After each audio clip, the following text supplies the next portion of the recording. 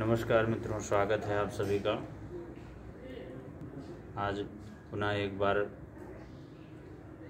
आपके मध्य में माघ पूर्णिमा से संबंधित चर्चा को लेकर के उपस्थित हैं।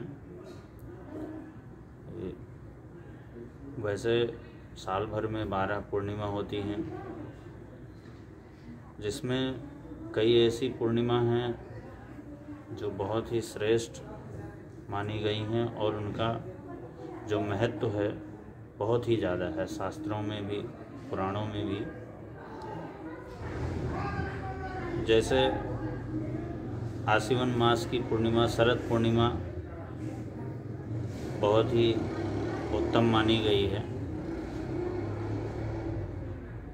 वैशाख मास की पूर्णिमा उत्तम मानी गई है, कार्तिक मास की पूर्णिमा उत्तम मानी गई है और माघ मास की पूर्णिमा उत्तम मानी गई है।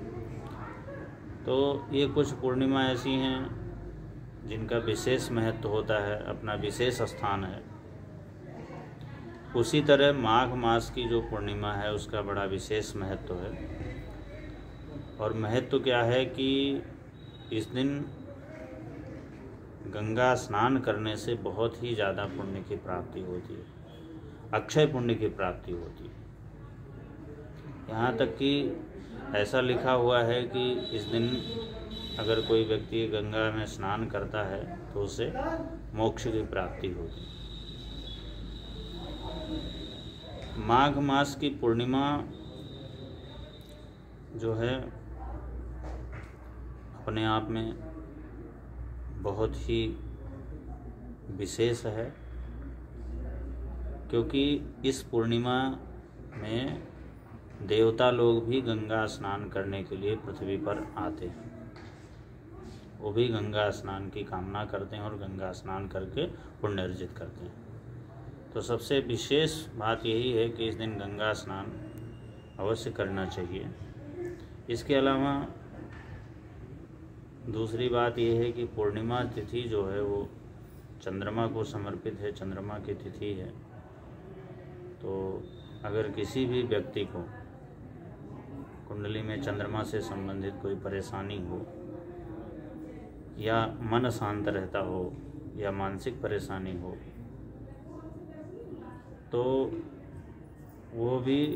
वो व्यक्ति भी पूर्णिमा का व्रत करके और इस दिन गंगा स्नान करके इन सब समस्याओं से निजात पा सकता है, मुक्ति प्राप्त कर सकता है।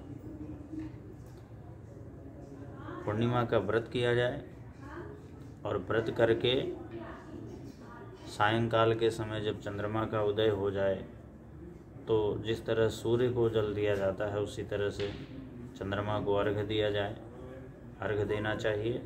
इस तरह करने से चंद्रमा से संबंधित जो भी दोष हैं तो उनसे मुक्ति प्राप्त होती है और किसी कार्य को करने से मन को संतुष्टि भी प्राप्त होती है।